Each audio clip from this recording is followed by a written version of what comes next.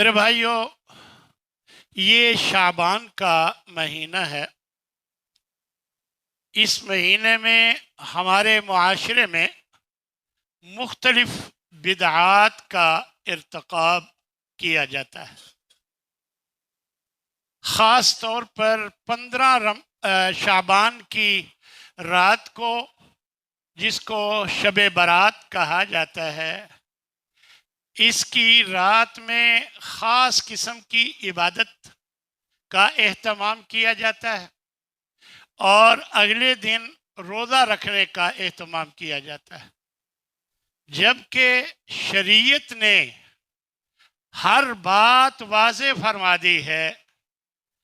شریعت بالکل واضح ہے، کہیں بھی 15 شعبان کی رات کی کوئی مخصوص عبادت کا ذکر ہے اور نہ اگلے دن کہیں روزے کا ذکر ہے۔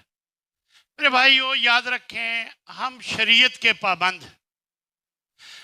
نبی صلی اللہ علیہ وسلم نے جو مناسب سمجھا ہمیں بتا دیا، ہمیں سمجھا دیا، اور جس چیز سے آپ نے روکا ہمیں روک دیا، بتا دیا۔ ہر شے واضح ہو چکی۔ اب اگر کوئی نبی صلی اللہ علیہ وسلم سے آگے بڑھنے کی کوشش کرے تو یہ بدعت کا ارتکاب ہے۔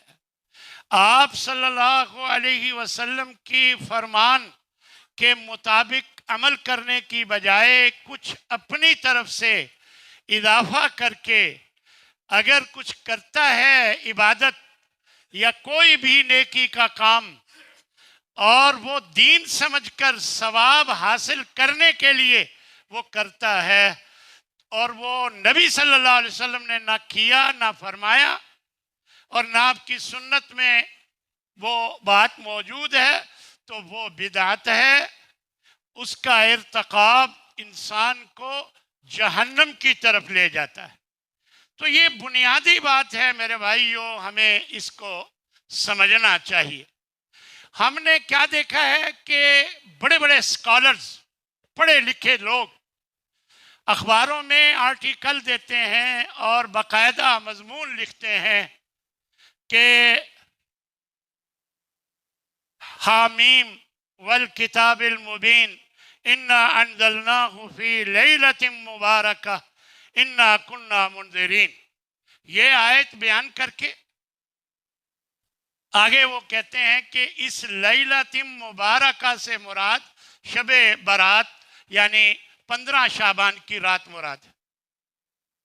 دیکھیں، ہمیں کم از کم جو مفسرین ہیں، جو صحیح مفسرین ہیں، ان کی تفسیر کم از کم اگر علم نہیں ہے تو اس کو پڑھ لینا چاہیے، دیکھ لینا چاہیے کہ جو علماء دین میں شغف رکھتے ہیں، دین کی سمجھ بوجھ رکھتے ہیں اور صحیح سمت پر چل رہے ہیں، ان علماء کی جو وضاحت ہے، جو تفسیر ہے، کم از کم وہ تو سامنے رکھ لیں۔ اب دیکھیں، اللہ نے ایک جگہ فرمایا کہ انا انزلناہ فی لیلۃ القدر، ہم نے اسے شب قدر میں اتارا ہے، اور دوسری جگہ فرما دیا انا انزلناہ فی لیلۃ مبارکۃ، ہم نے اسے برکت والی رات میں اتارا ہے۔ اب یہ دونوں باتیں بالکل ایک ہیں، واضح نظر آتی ہیں کہ قرآن مجید کی ابتدا، ان کے نزول کی ابتدا اللہ تبارک و تعالی نے رمضان المبارک میں کی، اور وہ شب قدر جو رمضان المبارک کے اندر ہے اس میں کی۔ اب اللہ تبارک و تعالی نے ایک جگہ اسے قدر کی رات فرمایا، لیلۃ القدر، شب قدر فرمایا، اور دوسری جگہ لیلۃ مبارکہ فرما دیا۔ اب اس میں قرآن مجید، دونوں آیتوں میں قرآن مجید اترنے کا ذکر ہے، اور اللہ نے ایک دوسری جگہ قرآن مجید میں ارشاد فرمایا شہر رمضان الذی انزل فیہ القرآن، رمضان المبارک کا مہینہ ہے کہ جس میں قرآن کو اتارا گیا۔ اور یہ شب قدر، اس میں بھی بات ہو رہی ہے قرآن مجید کے اترنے کی، اور وہ بھی رمضان المبارک میں ہے. اور یہ آیت کہ اللہ نے رمضان المبارک میں قرآن مجید کو اتارا، یہ رمضان المبارک کا مہینہ ہے، تو یہ تو دونوں ایک باتیں ہیں. اب لیلۃ مبارکہ سے مراد بھی وہی شب قدر ہے. اس لیے میں یہی عرض کروں گا کہ ہمیں کچھ سمجھ بوجھ سے کام لینا چاہیے، کچھ تحقیق کر لینی چاہیے، بجائے اس کے کہ آپ قرآن کا کچھ مقصود ہے اور آپ اپنی سمجھ کے مطابق اس مقصود کو بدل دیں، تو یہ بہت بڑی زیادتی کی بات ہے. یہ قرآن میں یہودیوں کا بھی یہی کام تھا. یہودی لوگ بھی یہی کچھ کیا کرتے تھے کہ اللہ نے ان کی کتاب میں جو چیز نازل کی وہ اپنی مرضی سے اس میں تبدیلیاں اور اپنی سمجھ کے مطابق وہ تبدیل کر لیتے تھے. تو اللہ تبارک و تعالیٰ نے بالکل واضح فرمایا ہے. دیکھیں جب لیلۃ القدر کی بات کی ہے تو آگے جا کر فرمایا ہے کہ تنزل الملائکۃ والروح بإذن ربهم فیہا بإذن ربهم من کل امر سلام ہی حتی مطلع الفجر. یعنی من کل امر، ہر کام سے. اللہ نے جو کاموں کی تقسیم کی ہوئی ہے، جو فیصلے کرنے ہیں، ان کے لیے ان کو لے کر یہ فرشتے اترتے ہیں.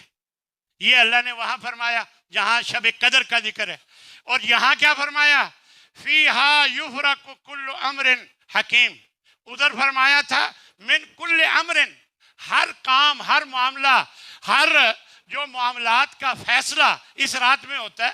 تو وہ شب قدر ہے، وہ اس کا تعلق شب قدر سے ہے، نہ کہ اس کا تعلق شب برات جسے جو شعبان کی 15 تاریخ کی رات ہوتی ہے. میرے بھائیو، اس بات کو ہمیں اچھی طرح سمجھنا چاہیے. یہ دونوں آیتیں اپنے سامنے رکھ کر آپ خود بھی مطالعہ کر کے معلوم کر سکتے ہیں کہ ان دونوں کا تعلق آپس میں ایک دوسرے کے ساتھ ہے. تو اس لیے ہم کھینچا تانی کر کے اپنی سمجھی ہوئی ایک بات کو اس کی دلیل بنانے کے لیے قرآن کی آیت میں کھینچا تانی کریں تو یہ ہرگز شریعت اس کی اجازت نہیں دیتی. پھر نبی صلی اللہ علیہ وسلم نے فرمایا کہ جمعے کی رات کو اور جمعے کی دن کو یا رات کو، آپ رات کو عبادت کے لیے مخصوص نہ کریں اور جمعے کے دن کو روزے کے لیے مخصوص نہ کریں. یہ خاص طور پر نبی صلی اللہ علیہ وسلم نے فرمایا. یعنی آپ روٹین میں اگر 13، 14، 15 چاند کی جو ایام بیز ہیں ان میں روزہ رکھتے ہیں جیسا کہ سنت ہے، اور جمعہ آ گیا تو رکھ لیں، کوئی بات نہیں، اس میں کوئی حرج نہیں. لیکن اگر آپ خاص جمعے کے دن کا ذہن میں رکھ کر روزہ رکھیں تو یہ نبی صلی اللہ علیہ وسلم نے منع فرمایا. حالانکہ روزہ رکھنا کتنا اچھا عمل ہے، لیکن یہاں کیوں منع فرمایا کہ آپ اپنی مرضی سے مخصوص کر کے ایک دن کو روزہ رکھیں؟ یہ ٹھیک نہیں. اسی طرح کسی رات کو مخصوص کر کے عبادت کریں اپنی طرف سے، اس کی آپ کو اجازت نہیں. نبی صلی اللہ علیہ وسلم تمام راتوں عبادت کرتے تھے، ہر رات عبادت کرتے تھے. اتنا لمبا قیام فرماتے کہ آپ کے پاؤں مبارک سوج جاتے تھے. اور لوگ آپ سے کہتے کہ یا رسول اللہ آپ کے تو اگلے پچھلے گناہ معاف ہیں، آپ اتنا لمبا قیام کرتے ہیں کہ آپ کے پاؤں مبارک سوج جاتے ہیں. تو آپ کیا جواب دیتے ہیں؟ افلا اکون عبدا شکورا، کیا میں اللہ کا شکر گزار بندہ نہ بنوں؟ میرے بھائیو، آپ کے اگلے پچھلے گناہ معاف اور آپ اللہ کے شکر گزار بندے بننا چاہتے ہیں اور وہ اس کا اظہار کر رہے ہیں. اصل میں ہمارے لیے کر رہے ہیں. ہمیں سمجھنا چاہیے کہ ہمیں اللہ کا شکر گزار بندہ بنتے ہوئے اللہ کی عبادت زیادہ سے زیادہ کرنی چاہیے. اللہ نے انسانوں اور جنوں کو پیدا ہی عبادت کے لیے کیا ہے. کون ہے جو آپ کو عبادت سے روک سکتا ہے؟ عبادت سے کوئی نہیں روکتا، لیکن مخصوص کر کے کسی رات کو یا کسی دن کو عبادت کے لیے مخصوص کر کے عبادت کرنا یہ درست نہیں ہے. میں آپ کے سامنے 2 مثالیں رکھوں گا اور انشاءاللہ بات واضح ہو جائے گی. دیکھیں، حضرت عبداللہ بن عمر رضی اللہ تعالی عنہ موجود ہیں آپ کے سامنے ایک صحابی کو چھینک آئی اور انہوں نے کہا الحمدللہ والصلاۃ والسلام علی رسول اللہ. تو حضرت عمر نے ان سے کہا کہ ہمیں تو یہ تعلیم دی گئی ہے کہ ہم صرف الحمدللہ کہیں. یہ والصلاۃ والسلام علی رسول اللہ کا اضافہ آپ نے کیوں کر دیا؟ تو وہ کہنے لگے اس میں حرجی کیا ہے؟ تو حضرت عبداللہ بن عمر فرماتے ہیں یہ چیز انسان کو جہنم میں لے جاتی ہے جو نبی صلی اللہ علیہ وسلم سے آگے بڑھنے کی کوشش کرے. یعنی جب نبی صلی اللہ علیہ وسلم نے صرف الحمدللہ کہنے کا فرمایا ہے تو آپ صرف الحمدللہ ہی کہہ سکتے ہیں. باقی رہا نبی صلی اللہ علیہ وسلم پر درود و سلام ہر وقت پڑھیں، وہ تو بہت ضروری ہے، آپ جب بھی پڑھیں پڑھ سکتے ہیں. لیکن آپ ایک خاص موقع پر خاص جگہ پر اضافہ کر رہے ہیں تو یہ درست نہیں ہے، کیونکہ یہ نبی صلی اللہ علیہ وسلم کا طریقہ نہیں. اسی طرح حضرت سعید بن مسیب تابعی ہیں. صبح کی اذان ہوئی، سنتے پڑھ کے بیٹھے ہوئے ہیں، ایک شخص آیا، اس نے 2 رکعت نماز پڑھی، صاحب ظاہر ہے یہ بھی سنتے ہیں. پھر کھڑا ہو کر پھر 2 رکعتیں اور پڑھی. حضرت سعید بن مسیب جو کہ میں نے بتایا تابعی ہیں رضی اللہ عنہ، وہ فرمانے لگے کہ کچھ لوگوں کو عادت نہیں ہے کہ مسئلہ پوچھ لیں، بغیر پوچھے ہی اللہ کے عذاب کو دعوت دیتے ہیں. یہ شخص جب اس کی 2 رکعتیں مکمل ہو گئی تو حضرت سعید بن مسیب کے پاس آ کر کہنے لگے مجھے یہ بتائیں کیا اللہ مجھے ان 2 رکعات پڑھنے پر عذاب دے گا؟ یہ تو میں نے اچھا کام کیا ہے، اس پر بھی عذاب دے گا؟ تو انہوں نے بہت اچھا جواب دیا. انہوں نے فرمایا کہ نہیں میرے بھائی، آپ کو ان 2 رکعتوں پر پڑھنے پر عذاب نہیں دے گا، اللہ کے نبی کی خلاف ورزی کرنے پر عذاب دے گا. کیونکہ یہاں نبی صلی اللہ علیہ وسلم نے بتایا ہے، فرمایا ہے کہ صبح کی اذان کے بعد سوائے 2 رکعات جو سنت ہیں اس کے پڑھنے کے اور کچھ نہ پڑھا جائے. اور آپ نبی کے حکم کی خلاف ورزی کر رہے ہیں، اس خلاف ورزی کی وجہ سے آپ کو جو ہے وہ عذاب ہوگا، نہ کہ 2 رکعات پڑھنے کی وجہ سے. تو میرے بھائیو، عبادت بہت ضروری ہے، ہر روز کرنی چاہیے، ہر وقت کرنی چاہیے. نبی صلی اللہ علیہ وسلم بہت عبادت کرتے تھے جیسا کہ میں نے ابھی ذکر کیا، لیکن آپ اپنی مرضی سے کچھ عبادات کو مخصوص کر کے کچھ دنوں کے لیے یہ کر لیں تو یہ درست نہیں ہے. اس لیے اس سے ہمیں بچنا چاہیے. اللہ تبارک و تعالی ہمیں اس کی توفیق عطا فرمائے. کیونکہ حضرت جابر بن عبداللہ رضی اللہ تعالی عنہ سے مروی ہے کہ وہ فرماتے ہیں کہ نبی صلی اللہ علیہ وسلم ہر خطبے میں فرمایا کرتے تھے کہ فَإِنَّ خَيْرَ الْحَدِيثِ کتاب اللہ، سب سے بہترین بات اللہ کی بات. وَخَيْرَ الْحَدِيِ حَدِيُ محمد، سب سے بہترین طریقہ محمد صلی اللہ علیہ وسلم کا طریقہ ہے. وَشَرَّ الْأُمُورِ مُحْدَثَاتُهَا، اور بدترین کام وہ ہیں جو دین میں نئے شامل کر لیے جائیں. وَكُلُّ بِدْعَةٍ ضَلَالَةٍ، اور ہر بدعت گمراہی ہے، ہر بدعت گمراہی. تو میرے بھائیو، جب ہر بدعت جو دین میں نئی چیز شامل کی جائے وہ گمراہی ہے تو گمراہی کو ہمیں چھوڑ دینا چاہیے، ہمیں ہدایت کی طرف آنا چاہیے، اور وہ بالکل واضح ہے. تو ہمیں نبی کریم صلی اللہ علیہ وسلم کے طریقے کے مطابق شعبان کے مہینے میں زیادہ سے زیادہ روزے رکھنے چاہیے. یہی وجہ ہے کہ میں نے پچھلے جمعے بھی یہ اس لیے بتا دیا تھا کہ آپ اس رمضان المبارک کے آنے سے پہلے شعبان میں جہاں تک ممکن ہو سکے آپ زیادہ سے زیادہ روزے رکھیں اور کوشش کریں کہ زیادہ سے زیادہ آپ روزے رکھ کے اللہ کو راضی کریں.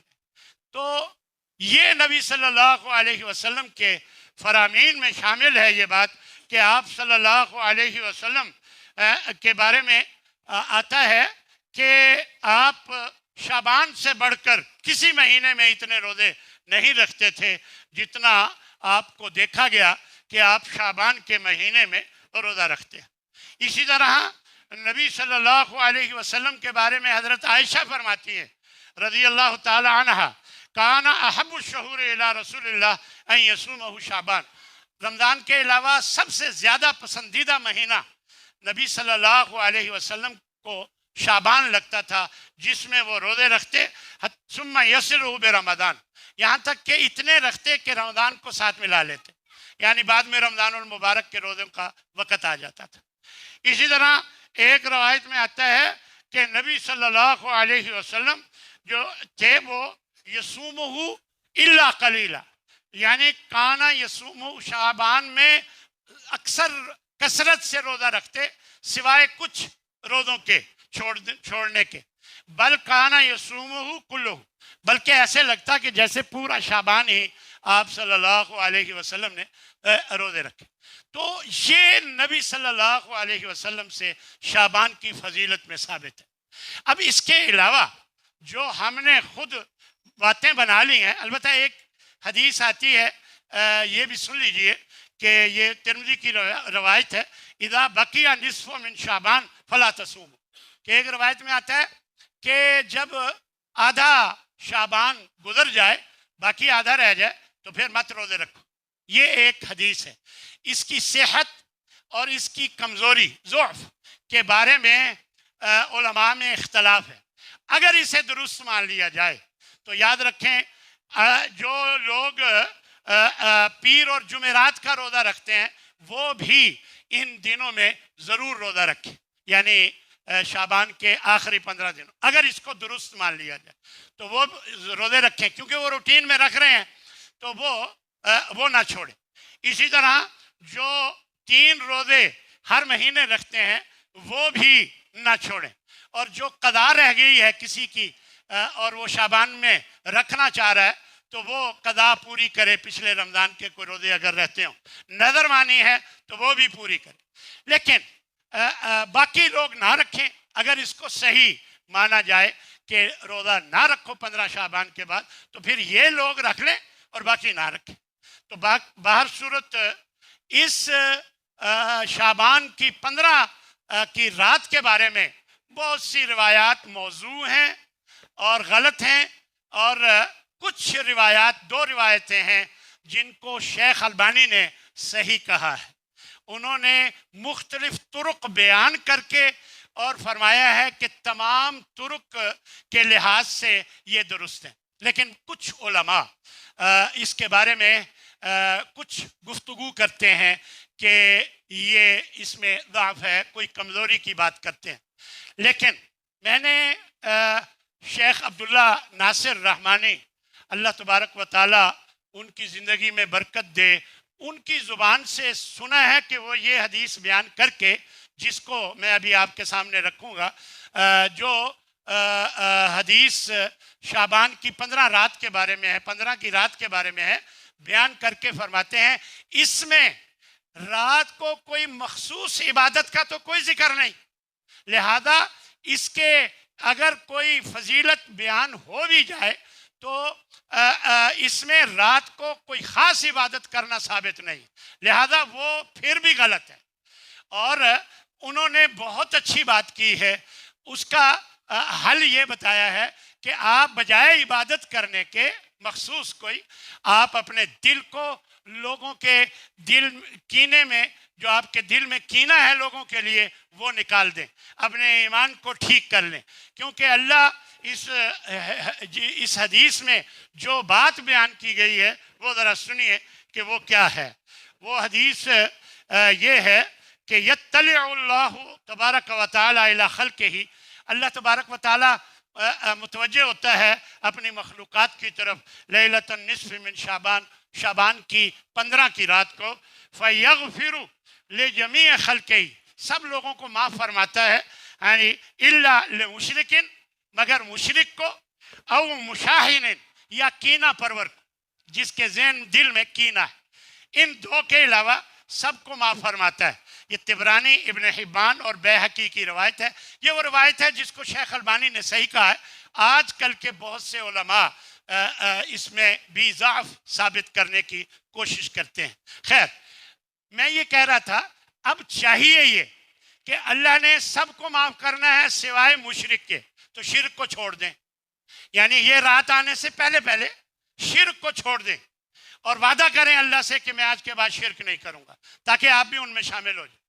اور اگر آپ کے دل میں کسی مسلمان بھائی کے لیے کینہ ہے تو اس کینے کو نکال دیں، دل صاف کر لیں، تاکہ آپ بھی ان میں شامل ہو جائیں اور اپنے ایمان کو ٹھیک کر لیں، تاکہ آپ ان میں شامل ہو جائیں جن پر اللہ مہربانی کرے گا، ان کی مغفرت کرے گا۔ تو یہ بات بہت اچھی بات ہے جو میں نے شیخ عبداللہ ناصر رحمانی، جو بہت بڑے اس دور کے عالم دین ہیں، مفتی ہیں، ان کو سب مانتے ہیں، ان کی زبان سے یہ بات سنی۔ لہذا ہمیں اپنے آپ کو ان چیزوں سے پاک کرنا چاہیے جو شرک اور کینہ کی طرف ہمیں لے جاتی ہے، تاکہ ہمارے اندر یہ دو صفات اگر نہیں ہوں گی تو اللہ تبارک و تعالی ہم پر بھی مہربانی کرے گا۔ اب سنیے، یہ تو ایک روایت میں نے بیان کر دی، ایک اور بھی اسی طرح کی ہے، وقت کم ہے، لیکن دوسری روایات جو من گھڑت ہیں ان کا ذکر کرنا بہت ضروری ہے۔ تو سنیے گا، نمبر 1، یعنی شب برات کے حوالے سے جو من گھڑت حدیثیں ہیں ان میں پہلی حدیث ہے شعبان و شہری و رمضان و شہر اللہ۔ شعبان میرا مہینہ ہے، یعنی اس کی نسبت نبی صلی اللہ علیہ وسلم کی طرف کی جاتی ہے کہ شعبان میرا مہینہ ہے اور رمضان اللہ کا مہینہ ہے۔ تو یہ شیخ البانی نے بھی اسے موضوع کہا ہے اور بھی بہت سے محدثین نے اس روایت کو موضوع کہا۔ ایک لمبی روایت حضرت عائشہ کے حوالے سے بیان کی جاتی ہے کہ ایک رات آپ صلی اللہ علیہ وسلم حضرت عائشہ کے گھر تھے، رات کو اٹھے، دیکھا کہ عائشہ سوئی ہوئی ہیں اور باہر نکل گئے۔ حضرت عائشہ کو اندازہ ہو گیا، وہ ان کو بھی پتہ چل گیا، وہ بھی پیچھے پیچھے گئیں۔ آپ صلی اللہ علیہ وسلم جنت البقیع گئے، وہاں جا کر ان کے لیے دعائیں کی، اور پھر حضرت عائشہ آپ صلی اللہ علیہ وسلم کو جب دیکھا انہوں نے کہ آپ واپس ہونے لگے ہیں تو دوڑی دوڑی گھر میں واپس آ گئیں۔ آپ صلی اللہ علیہ وسلم بھی آ گئے تو آپ صلی اللہ علیہ وسلم نے پوچھا کہ کیا بات ہے؟ تو یہ ساری بات درست ہے، یہ صحیح حدیث کی بات ہے، اس میں کوئی شک نہیں۔ جو قابل اصلاح چیز ہے وہ میں ابھی آپ کو بتاؤں گا کہ پھر بات جب ہوئی حضرت عائشہ سے تو آپ فرمانے لگے، عائشہ تمہارا کیا خیال ہے کہ میں تیرے ساتھ دھوکہ کروں گا، یعنی میں تجھ پر ظلم کروں گا، تیرے ساتھ زیادتی کروں گا؟ ایسی کوئی بات نہیں۔ یعنی تو آپ فرمانے لگے، یعنی یہ جھوٹی حدیث جو ہے میں وہ آپ بتانے لگا ہوں، یعنی جو مشہور کی گئی ہے کہ حضرت عائشہ فرماتی ہیں کہ آپ فرمانے لگے کہ یہ جو رات ہے یہ شعبان کے 15 شعبان کی رات ہے، اور اس میں اللہ تبارک و تعالیٰ آسمانوں سے نیچے آتا ہے اور بہت سے لوگوں کو، وہاں بنی کلب کے لوگوں کی بکریاں بڑے بڑے بالوں والی تھیں، تو ان کی بکریوں کا حوالہ دے کر ان کے بالوں کے برابر لوگوں کو اللہ معاف فرماتا ہے۔ یعنی یہ بات حدیث بیان کر کے لہذا شعبان کی 15 کی رات کے ساتھ اسے جوڑا گیا ہے۔ یہ جو اگلی بات ہے اس کا حدیث سے کوئی تعلق نہیں۔ اصل حدیث کیا ہے؟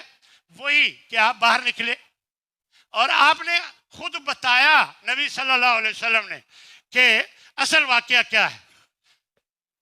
جب نبی صلی اللہ علیہ وسلم نے حضرت عائشہ سے پوچھا مجھے بتا کیا معاملہ ہے، وہ ان کا سانس پھولا ہوا تھا، دوڑ کر آئی تھیں تو کہنے لگیں کوئی بات نہیں۔ تو آپ نے فرمایا مجھے بتا دے، نہیں تو مجھے باریک بین اللہ خبر رکھنے والا مجھے بتا دے گا۔ تو پھر انہوں نے ساری بات جب بتا دی تو اس موقع پر حضرت نبی پاک صلی اللہ علیہ وسلم نے یہ بات بیان کی کہ اصل حقیقت کیا ہے۔ سن لیجئے، فَإِنَّ جبریل آتانی، آپ فرماتے ہیں کہ میرے پاس جبریل آیا تھا، اور حین رأیتی فنادانی، جب اس نے مجھے آواز دی، فَأَخْفَاهُ مِنْكِ، تو تجھ سے بچنے کے لیے ایستا بولا، یعنی حضرت جبریل ایستا بولے اور مجھے انہوں نے پکارا، یعنی میرا نام لے کر پکارا اور ایستا سی آواز میں، فَأَخْفَيْتُهُ مِنْكِ، پھر میں نے بھی اسی طرح ایستا سے جواب دیا کہ آپ کو پتہ نہ چلے۔ تو اس طرح فرمایا وَلَمْ يَكُنْ يَدْخُلُ عَلَيْكِ وَقَدْ وَضَعْتِ ثِيَابَكِ، وہ آگے آنا پسند نہیں کر رہے تھے کیونکہ رات کو خواتین زائد کپڑے دوپٹہ وغیرہ اتارا ہوتا ہے، تو وہ آگے آنا پسند نہیں کر رہے تھے۔ ظَنَنْتُ أَنْ قَدْ رَقَدْتِ، میرا یہ خیال تھا کہ آپ سو چکی ہیں۔ پتہ چلا نبی صلی اللہ علیہ وسلم عالم الغیب نہیں ہے، وگرنہ آپ کو پتہ ہوتا کہ آپ جاگ رہی ہیں، لیکن وہ فرما رہے ہیں میرا خیال تھا کہ آپ سو رہی ہیں۔ فَكَرِهْتُ أَنْ أُوقِظَكِ، میں نے ناپسند کیا کہ آپ کو جگاؤں۔ فَخَشِيتُ أَنْ تَسْتَوْحِشِي، اور مجھے ڈر تھا کہ کہیں آپ گھبرا نہ جائیں، تو میں نے آپ کو جگایا نہیں۔ فَقَالَ إِنَّ رَبَّكَ، تو حضرت جبریل آئے، انہوں نے مجھے کہا کہ آپ کا رب آپ کو حکم دیتا ہے ان تأتی اہل البقیع، کہ آپ اہل بقیع کے پاس جاؤ، فتستغفر لهم، کہ ان کے لیے آپ بخشش کی دعا کریں۔ یہ ہے صحیح حدیث، اس کا 15 شعبان کی رات سے کوئی تعلق ہی نہیں، یعنی صحیح حدیث کو اس کے اندر کچھ اپنا گھسیڑ کے اپنی رائے کو ثابت کرنے کی کوشش کی جاتی ہے۔ کتنا بڑا ظلم ہے دین کے ساتھ اور اللہ اور اس کے رسول کے ساتھ، کتنی بڑی زیادتی ہے۔ اسی طرح یعنی اس واقعے کا 15 شعبان سے کوئی تعلق ہی نہیں۔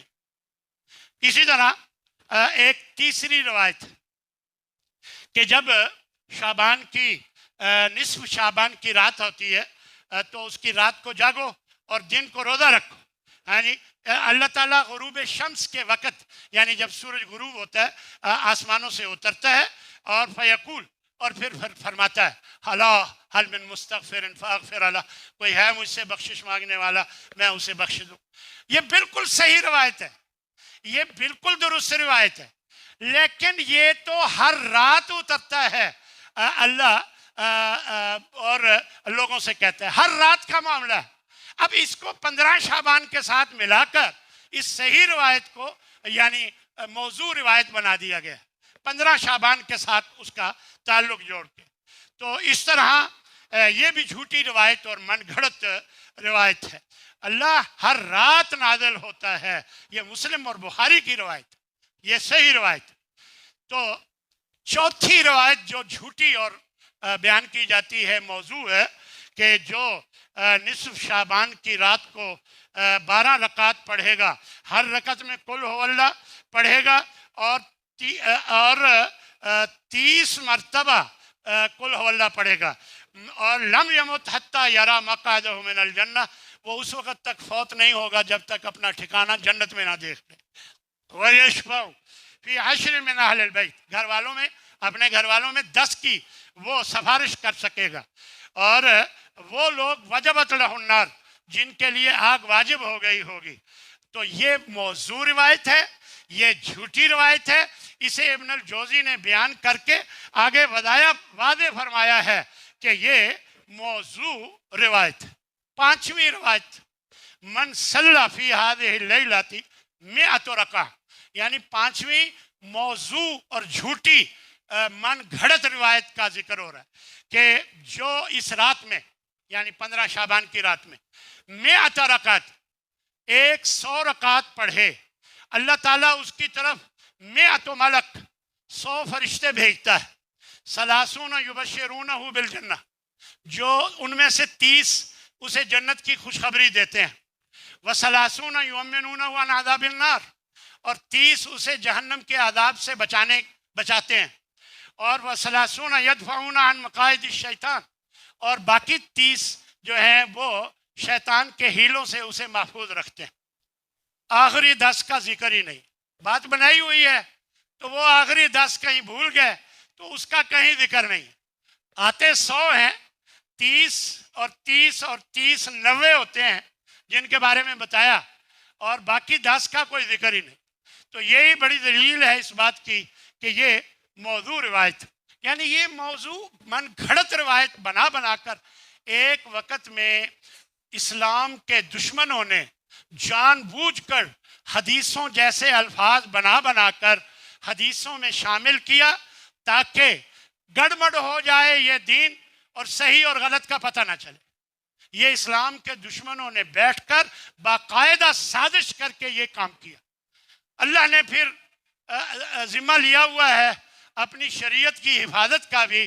تو اللہ نے ایسے بندے پیدا کر دیے جنہوں نے ایک ایک روایت کو، ایک ایک چیز، ایک ایک راوی کے بارے میں معلومات لے کر ہر روایت کے بارے میں کلیئر کر دیا کہ اس روایت میں فلاں راوی ایسا ہے جو جھوٹ بولتا تھا، اس روایت میں فلاں راوی نے کہا ہے میں نے فلاں سے سنا ہے. ان دونوں کے درمیان تو 200 سال کا فاصلہ ہے اور ان کی آپس میں ملاقات ہی ثابت نہیں، وہ کبھی اس علاقے میں آئے ہی نہیں. یعنی اس طرح واضح کر کے معلومات لے کر ایک ایک حدیث کی وضاحت کی. اور یہ اللہ تعالیٰ ان سے راضی ہو جنہوں نے دین کو محفوظ کرنے کی کوشش کی اور یہ کوشش کی کہ دین میں کوئی نئی من گھڑت چیز شامل نہ ہو جائے، اور پوری عین نکھار کر جیسے مکھن نکال کر الگ کر دیا جاتا ہے اور لسی اور وہ جو اس کا باقی چھڑی جا کیا جو بھی کہتے ہیں وہ الگ ہو جاتی ہے، ایسے ان محدثین نے ایک ایک حدیث کو نکھار کر الگ کر دیا. تو اللہ ہمیں ان حدیث پہ عمل کرنے کی توفیق دے جو مکھن نکال کر، جو بالکل واضح، جن کو صحیح قرار دے دیا ہے محدثین نے. یہی ہمیں کرنا چاہیے. تو بہت سے لوگ غلطیاں کرتے ہیں، حلوے پکاتے ہیں اور دندان مبارک شہید ہو گئے. نبی صلی اللہ علیہ وسلم کے دندان مبارک شہید ہو گئے تو آپ نے حلوہ کھایا تھا، لہذا حلوہ یعنی میٹھا میٹھا ہڑپ اور جو کڑوا کڑوا ہے. تہجد بھی نبی صلی اللہ علیہ وسلم پڑھا کرتے تھے نا، اور بھی اللہ تعالیٰ نے ان کے بڑے کام ذمہ لگائے تھے، بڑے بڑے کام کرتے تھے. بس یہ میٹھے میٹھے حلوے والی باتیں آپ کو دلیل مل گئی. حالانکہ آپ کے دندان مبارک شوال میں جنگ احد میں شہید ہوئے تھے، جو شوال میں ہوئی تھی. یہ شعبان کی 15 کی تو بات ہے ہی نہیں. لہذا بعض اوقات میں دلیل کھینچ کے بنائی جاتی ہے نا، تو وہ بھیڑیے نے کہا نا، یہ شیر نے، اے تو پانی گدلا کر رہا ہے، میرا پانی گدلا کر رہا ہے. تو اس نے کہا کہ شیر جی پانی تو آپ کی طرف سے میری طرف آ رہا ہے، اگر میں گدلا کر بھی رہا ہوں تو وہ تو آگے جا رہا ہے. تو اس نے کہا بکواس کرتا ہے، آگے بولتا ہے، اور اس کو ہڑپ کر گیا. تو یہ دلیل تو کوئی بھی بنا لی جائے بن جاتی ہے بظاہر، لیکن جب حقیقت دیکھی جاتی ہے تو بات واضح ہو جاتی ہے. تو اس طرح آتش بازی کی جاتی ہے، چراغاں کیا جاتا ہے، اگربتیاں لگائی جاتی ہیں، اور مردوں کی عید کہا جاتا ہے. اور دلیل کیا دی جاتی ہے کہ تنزل الملائکۃ والروح، فرشتے اترتے ہیں اور روحیں اترتی ہیں. اور بس اللہ تعالیٰ ہی ہدایت دے، اللہ ہی ہمیں ہدایت دے. یہ روح سے مراد روح الامین ہے کہ اللہ کے فرشتے اترتے ہیں روح الامین کے ساتھ، وہ بھی ساتھ ہوتے ہیں. یعنی یہ تنزل الملائکۃ والروح کا معنی روحیں تھوڑی ہے. پھر مردوں کی روحوں، پھر قبرستان میں جانا، اور کیونکہ نبی صلی اللہ علیہ وسلم گئے، حالانکہ وہ یعنی 15 شعبان سے اس کا تعلق ہی نہیں. تو یہ ساری باتیں ہماری بنائی ہوئی، اور اس طرح کی جو بنائی ہوئی باتیں اور دین میں شامل کر لی جاتی ہیں وہ یقیناً دین نہیں ہو سکتی، وہ بدعات ہوتی ہیں. اور اللہ تبارک و تعالیٰ نے ہمیں بدعات سے اپنے نبی کے ذریعے صلی اللہ علیہ وسلم کے ذریعے ہمیں روکا ہے، ہمیں ان سے دور رہنا چاہیے. تو بہت سے لوگ قرآن خوانی کرتے ہیں، قبروں کو درست کرتے ہیں. پورے عالم اسلام میں کہیں شب برات اس طرح نہیں منائی جاتی جیسے ہمارے ہاں پاک و ہند میں منائی جاتی ہے. آپ کی زندگی میں 23 سال جو تھے شب برات، نبوت کے 23 سال شب برات آئی، لیکن کہیں ذکر نہیں ہے کہ آپ نے منائی، نہ آپ کے صحابہ نے، اور نہ چراغاں، نہ آتش بازی، اور نہ کوئی عبادت، نہ کوئی روزہ، کچھ بھی نہیں. بعض لوگ کہتے ہیں جب مغفرت کی رات ہے، صحیح حدیث سے یہ آپ کہتے ہیں، شیخ البانی نے اسے صحیح کہا ہے، تو پھر مغفرت फिर इबादत करने में क्या हर्ज है? देखें, बात वही है कि मगफरत की रात है, अल्लाह बख्शेगा। आप कीना निकाल दें, अल्लाह आपको बख्श देगा। मोम ईमान ठीक कर लें, अल्लाह आपको बख्श देगा। और शिर्क से पाक हो जाएं, अल्लाह आपको बख्श देगा। अब ये इबादत जो आप घड़ी हुई है आपने, इसका तो दीन से कोई ताल्लुक ही नहीं है, लिहाजा इसकी बजाय आप यही काम करें। अल्लाह हम सबको इस बात की तौफीक दे कि इस महीने में ज़्यादा से ज़्यादा रोज़े रखें जहाँ तक मुमकिन हो। हाँ जी, और इस महीने में जिनके दिलों में, जिनका बुग़्ज़ कीना मेरे दिलों में है, मेरे दिल में है, वो मैं निकाल दूँ। और अगर मैं शिर्क का इर्तिकाब करता रहा हूँ तो इससे बाज आ जाओ, अपने ईमान को ठीक कर लो। नमाज नहीं पढ़ता था तो पढ़ने लग जाओ। ये है असल काम जो करने के। नमाज फर्ज पढ़ते नहीं और इबादत शाबान की 15 की सारी रात जागते हैं, अगले दिन रोज़ा भी रखते हैं। तो मेरे भाइयों, जो भी चीज़ दीन में ना हो उसे दीन समझ कर किया जाए, यही बिदअत होती है और हर बिदअत गुमराही है। अल्लाह हमें ऐसी गुमराही से बचने की कोशिश हमें करनी चाहिए। अल्लाह बचाए हमें ऐसी हर किस्म की जो हम बिदअत का इर्तिकाब करते हैं। अल्लाह हमें इससे बचने की तौफीक अता फरमाए। व आखिर दावाना अनिल हम्दुलिल्लाहि रब्बिल आलमीन।